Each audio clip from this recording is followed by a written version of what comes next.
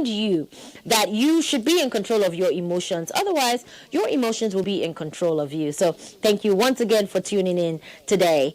We are talking about passion versus education, passion versus whatever you studied in school, passion versus what everyone else tells you to do, passion versus what you think that you should be doing and nobody agrees with it. That's what we are talking about today. Passion versus education. So, there was a time in my life that all I wanted to do was just be an intern. I actually wanted to just be an intern to a psychologist. I was living in Kentucky at the time, and there was this place that I used to just envy.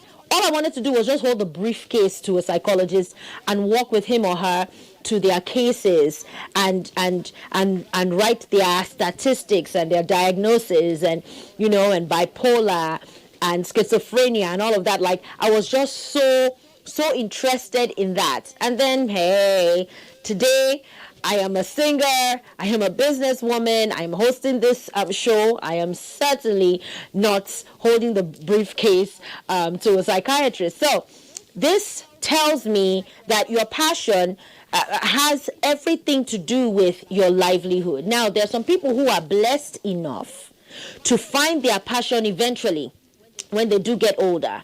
And then we have people who just found it at a very, very early age, and they knew that this is exactly what they wanted to do. For me, I have been singing since I was 3 years old. So now that I am singing on bigger platforms, and now that this is what I do full time, recording albums and everything, I started doing that when I was younger. But when I went to the university, my bachelor's degree was in church ministries. Yes, I knew that I was going to do ministry in one way or the other, but the magnitude of all that I do is not just church ministries. I'm currently doing a master's now in thanatology, which is the art of death and dying. And I'm telling you, if I knew everything that I know now, I probably wouldn't have spent 8 years in school. So my guest today actually studied agriculture, and you will be surprised to hear what she is doing now, because it has absolutely nothing to do with crops. It has nothing to do with seeds or germination or anything of that nature. And so that's really what I want to encourage you today, is to be very, very honest with yourself, because all these people that you're building your life around, those people will die. Yes, if it's your parents, they will get older. They will definitely leave this earth before you do. And now you're stuck working a banking job or being a lawyer when you don't even like people. You don't even like to communicate. You don't even like being in a room of people. You don't like being judged. You don't like arguing. You don't like going back and forth. But everyone is telling you to be a lawyer. You don't like blood, but because there's so much money in medicine, so you decide to faint every single time that you see blood, and that's what you are enduring because you are waiting for some kind of big paycheck. And let me tell you something about the medical field. It's just like every other field. There are so many levels. But me being in the nursing field, I can tell you that you would never be content in just nursing or in medicine, because guess what? There is a general doctor, there is a surgeon, there is a nursing practitioner, there is a CNA, there is an HHA, there is an NP, there is a hospice nurse, there is a palliative nurse. My goodness, there are so many levels in medicine, just like there's so many levels in banking, and there's so many levels in all of these jobs that we are choosing. So why on earth are we going to decide to walk into a career that we still have to grow in levels and we don't even like it? That is an emotional investment, a financial investment, a spiritual investment. Your whole family is being strained over, and your finances is being strained or are being strained over a profession that you are not passionate about. It doesn't make any sense. And you know what? Yes, I do agree that our experiences kind of expose us to what we really, really want to do. Like me now doing a master's in death and dying. If my mother didn't die, I probably wouldn't have been thinking on that route. I knew that I wanted to do something with hospice, but I didn't know that I was going to take it up to another level of actually becoming a thanatologist. So yes, I do agree that there are some experiences that you would have and process in life that would take you and expose you to what your passion is. But there is something that you have been doing since you were a child. There is something that you just knew that this is what you want to be doing. But then you got older and then you started to think about money, or you started to consider your spouse, or you were considering your parents, or what people would say, what the society would say, and now you have tweaked your plans a little. So that's what this topic is about today, is do not tweak your plans. Don't tweak your plans. Don't change anything. Stick to your guns and make sure that those guns are loaded. Stick to your guns and do exactly what it is that you want to do. Becoming a lawyer, becoming a businesswoman, becoming a businessman. There are some people who, so what do you want to become? I want to be a businessman. People don't even see this as being a career. They associate being a businessman to hustling, or being a businesswoman to hustling. They don't actually see it as a career move. Okay, well, you know what? Wall Street is being a businessman. Being in stocks is being a businessman. It's the same thing as business. So my guest today is going to enlighten us on how we can really, really hone in on our passion. And you know what? I encourage you to do this when you are still younger, or when you haven't married, or when you don't have so much responsibilities, which would alter your plans. With more responsibilities comes a lot of alterations. You would have to tweak a whole lot. The more children you have, the marriage you have, the country in which you find yourself in, the state in which you find yourself in, they would all come together to help you make a decision that may not even be serving you. So now that you have an opportunity, serve yourself. That's what I would say. Stop serving other people. Stop making decisions based on what people will say, based on what your parents want you to study. If you want to be a fashion designer, start it now. Start it now. Find a school that teaches that. If you want to be a cinematographer, get your degree in cinematography. There's all this whole thing about, you can be doing medicine. And then as you're studying medicine, then when you have now finished, then you can now go into fashion designing. By that time, you are older. You are older. Your energy has probably depleted. You don't even have any money again because you used all of your money paying for tuition, paying school fees for what you didn't even want to study in the first place. Every single thing that you want to do is actually available in the university. There is training for anything, even for stocks. I was actually shocked because I have a friend of mine who went to stock school 3 weeks ago. And I'm like, there is such a school that teaches you stocks. I just thought that people sit down and they evaluate and they monitor stocks. I didn't know that there is an actual school that would teach you, with an actual degree, that would teach you how to monitor stocks and how to become so flipping rich. You wouldn't even believe it. So please be honest with yourself. Be honest with yourself. Be honest with yourself. Thank God that I have a guest who would help me drive this point home. Let's wait on our guest.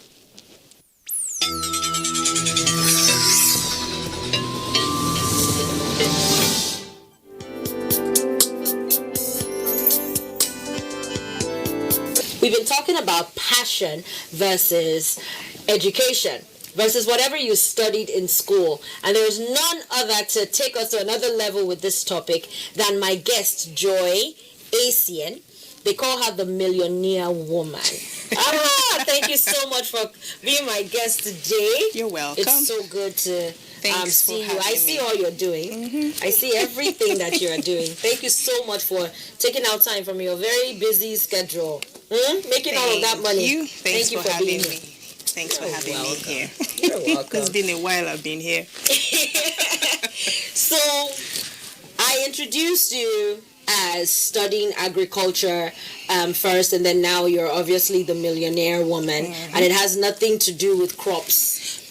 Well, my school was an agricultural school, Okay. University of Agriculture, and then I studied biological sciences and Okay. education. Okay, so that's where I got the Yeah. mix up. So, what made you, I mean, all the way from biology sciences to doing business, selling watches, I mean, like you guys do We do a whole lot. Like, you do everything. You make fragrances, and I mean, like, these are international standard products. So how did you get into being this business person? I don't really want to focus much on the product because business is product, but Yeah. how did you get to be successful? I am not there yet. Okay. I'm on Humble. my way there. I'm not there yet, really. Becoming a businesswoman is a process that life took me through. I didn't even know I was going through a process. After school, or while in school, I always had things I sold. I can't think of a time I was never selling anything. We've sold houses, we've sold cars, and I started selling wrappers in school, belts, shoes, handbags. There was a time mommy couldn't afford much at the time. She could only give me money to pay my transport fare back to school. And then this church member came back from Dubai with so many things. So we went to her house. I got a bag full of wrappers, shoes, belts, handbags, and went back to school. Because I knew my survival depended on the sales from the proceeds from the sales. So I started selling those things. I sold books, and then during my service year, I started selling cosmetics, makeup, perfumes. There's never been a time. It was born out of a necessity. We needed money to do things. We needed money to push things, do one or two things. And the money wasn't really there, so we had to sell. That was how I started business. And then, even when I held down one or two jobs, I still had Ankara somewhere that I was selling. So it was a process life took me through, born out of necessity. And then I grew on it. I became quite good. Doing business actually helped me discover myself. I knew what I could do. I knew what I couldn't do. I discovered I learned marketing on the streets. I had this habit. I would give myself this daily target. No matter what I do today, when I go out, by the time I'm coming back home, I should have made so and so amount of money. So I learned how to strike conversations with strangers at bus stops. I learned how to walk up to people, introduce myself, make polite conversation. And I may not sell to you immediately. But that's your Yes, aim. but that was my aim. So we would definitely see another time. So I learned marketing on the street. Most of the things I share online are not just what I read. I share from my experiences, what I have done, what I succeeded at, what I didn't succeed at.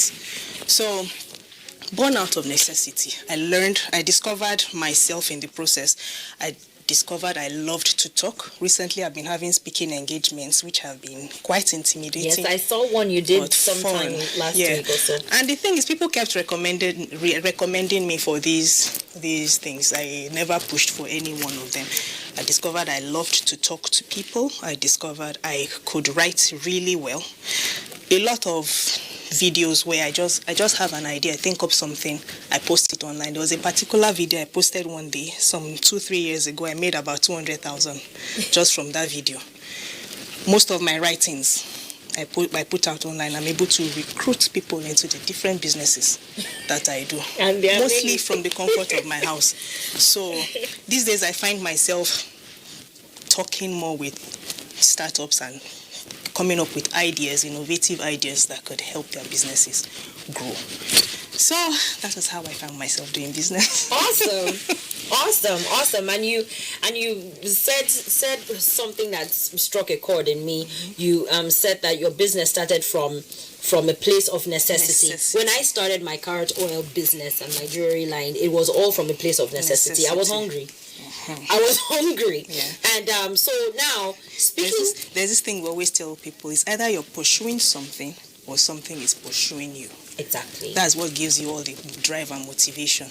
You're either hungry or hunger is pursuing you, or something. There's always something pushing you from that angle of necessity.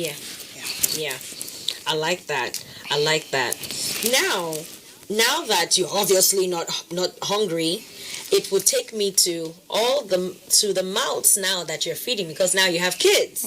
So let's talk about how do you manage to do business? Because I know when you started your business when you just had your first child, and so right before you had your first child. I took it to another level. Even when you were pregnant, yes, with your second, you were doing business. So I meet a lot of people who say, I have children. Well, let the children grow up first.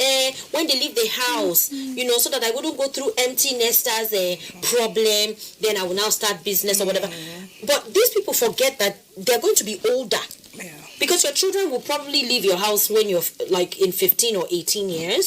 So that's plus. That's plus 18 of what you already are. That's not the time you want to start a business. Not now, because like you're exhausted at that time. So you're exhausted at that time. So how do you manage to do all that you do as a businesswoman, and you have toddler, like you have a toddler, right? 7 and 5 year old. Okay, so you still have babies who solely depend on you. Still very dependent on me. Exactly. So can you let our viewers know, like, your secrets? I think the challenge of every mom is balance. Being able to strike that balance. Work, home, and then me. My me time is non-existent. There are so many times you come into the country, until you leave, we don't get to meet. There is no me time anywhere. So it's balance. It is not always easy, but somehow, when I notice a small 5, 10, 15 minute window, I use it to the best of my advantage. As I was coming out this morning, I had already started the car when I remembered I hadn't kept what the children would eat. So I had to go back inside, warm their food, package everything neatly, and keep where. And also, when I got here, I still sent a reminder I called my daughter and told her to remind Daddy, because Daddy may forget about your food, though, It's never really easy, but we just take things as they go. You prioritize. I don't have that luxury. I call it a luxury of wearing mommy hat now and then keeping it down later and putting on businesswoman hat. I just take it. I wear all the hats at the same time. There was a day we were preparing a PowerPoint presentation. On one hand, we were doing homework. On the other hand, and that is my life on a good day. So we don't manage it at all. We just go with the flow. And then mentoring our children, my husband and I, is top priority. I think they come first. So we try to carry them along too. One of the first business lessons my husband shared with my daughter, he said, meetings make money. You have to organize meetings, you have to be present at meetings to make the money. So somehow it sunk into her consciousness. She understands that we have to go out, and she also has to see us do these things. Yes. So she knows that money has to be earned. You don't just get money. Nobody will give it to you. You have to work for it. You left the biology world, and that was out of necessity. Then you now fell in love with your sustenance. Yeah. Right? There's one thing I want to say before we wrap it up about following your passion. Okay. If someone finds himself in a work environment or whatever vocation that he's not finding fulfillment in, and there's something else he would love to pursue, it's not always advisable for the person to just quit his job. Oh, this is so true. You don't just wake up one morning and quit your job. Businesses have different stages.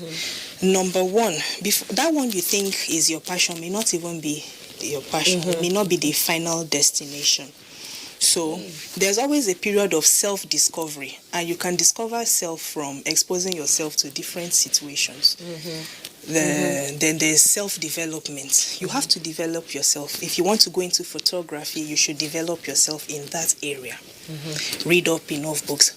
network, connect with a lot of people who are doing well in that area before you now think of starting your own business. Yes. And then from the moment you decide you're going to start your business, there are phases that every business, over 80 to 90% of businesses, new businesses die within the first 3 years. Yes, because of so much ambition without knowledge. A lot of things could happen. Every business has a high and a low.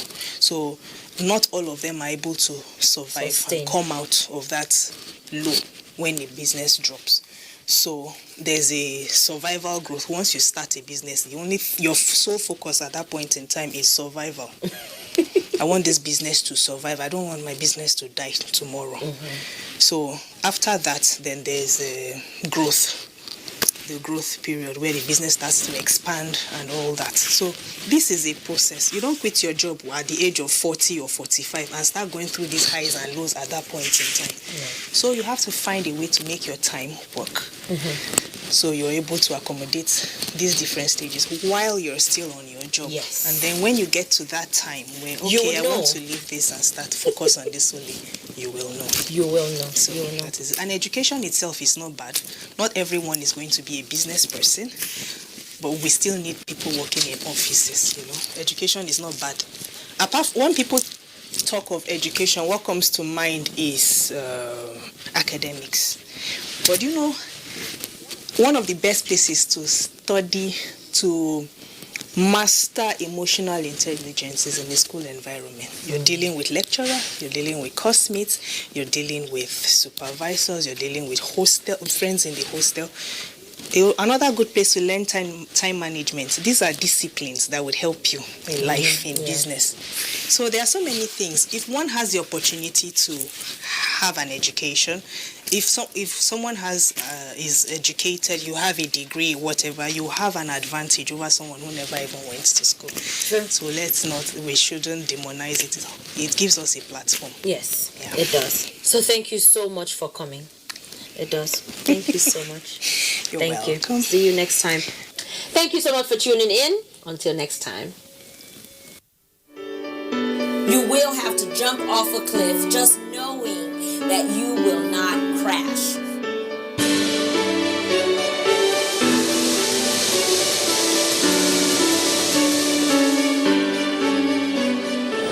Let me tell you, everybody has their baggage and everybody has their demon. So you might as well deal with your own demon and everything will work out fine. If you're not in control of your emotions will be in control of you.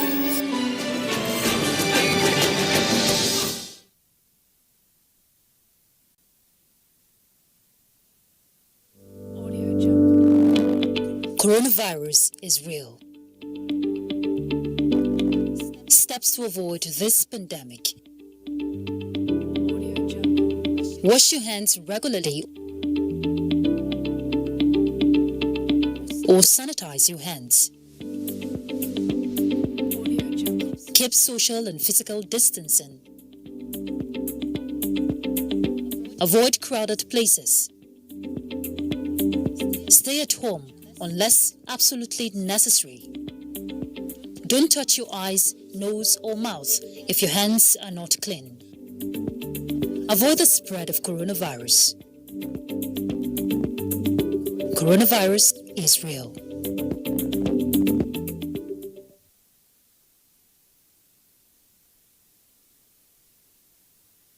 Lights, camera, action.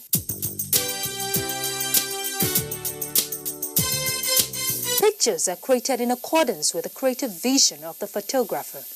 The ability of a photographer to express perceptions and emotions in order to convey an impression connotes the art of photography. Most photographic works show aesthetic qualities. Some create an illusion, while some abstract photos may paint a deeper meaning from the ordinary. All this depicts the creativity of this artistry.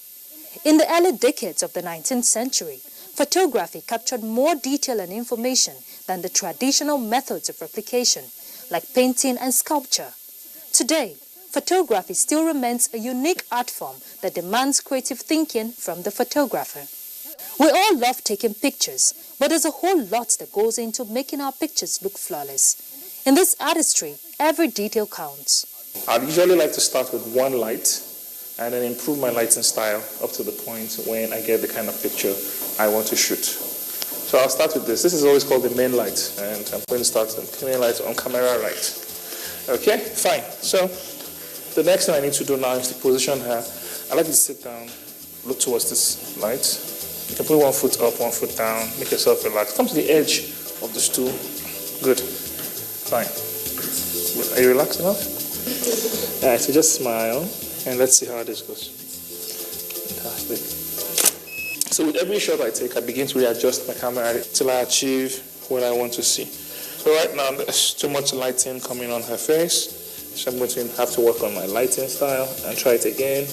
And, well, it looks much better this time around. This is one light setup, and when I took the first light, it was